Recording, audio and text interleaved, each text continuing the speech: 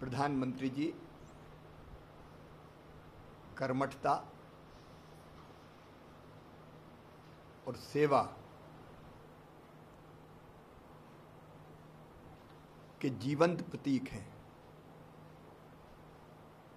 उनके हृदय में जो तड़प है भारत के विकास की, जनता की सेवा की, लोगों के कल्याण की, वही उनकी वाणी से प्रकट होती है। एक तरफ कोरोना के खिलाफ लड़ाई की गंभीरता से उन्होंने हमें परिचित कराया है और हमें आगाह किया है कि अभी भी ये संकट गंभीर है, हम तनिक भी लापरवाही ना बरतें। वहीं दूसरी तरफ इस चुनौती को अवसर के रूप में बदलने का भी असाधारण कार्य माननीय प्रधानमंत्री जी ने किया है। आत्मनिर्भर भारत और आत्मनिर्भर भारत के लिए आत्मनिर्भर राज्य, आत्मनिर्भर कस्बे, आत्मनिर्भर गांव, इसने एक नई प्रेरणा पैदा की है। हर एक के मन में अब अपनी लोकल चीजें खरीदें, इसका भाव पैदा हो रहा है। लोकल अब वोकल बन रहा है, लेकिन इसके साथ वो खतरों को पहले से ही भांपते हैं और इसलिए चाहे वो तूफान हो, साइक्लोन हो, सुपर साइक्लोन हो, और चाहे टिड्डी दल का हमला हो फसलों पर,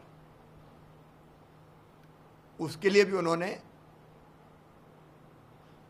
आवश्यक सावधानियां न केवल भारत सरकार ने बरती बल्कि राज्यों को भी आगाह किया।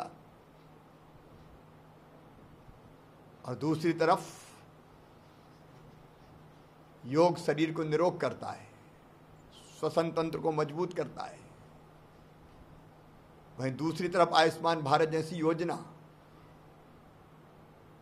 जो गरीबों को बीमारी में असहाय नहीं होने देती, 1 करोड़ लोगों से ज्यादा, 1 करोड़ से ज्यादा गरीबों का इलाज, 14,000 करोड़ रुपए गरीबों के बचे हैं। लेकिन केवल इंसान नहीं, प्रकृति की भी उनको चिंता है और इसलिए पर्यावरण कैसे स्वच्छ रहे, नदियां स्वच्छ रहे, बारिश का पानी जमीन में जाए, भूजल स्तर बढ़े, एक बूंद व्यर्थ ना जाए, प्रकृति स्वाभाविक रंग में खिले। इसलिए पर्यावरण बचाने के साथ पेड़ जरूर लगाएं, इसकी भी प्रेरणा उन्होंने हमें दी है। इंसान की जिंदगी तो बेहतर बने, माइग्रेंट मजदूर आए हैं, उनके लिए उन्होंने सोचा है, उनकी चिंता की है।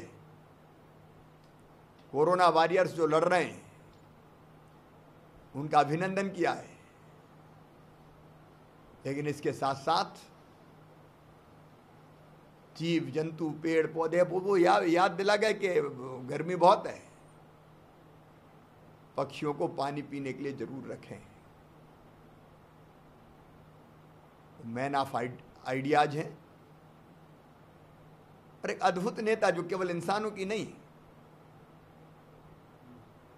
पेड़ पौधे, पशु पक्षी, कीट पतंगे, नदी, समुद्र,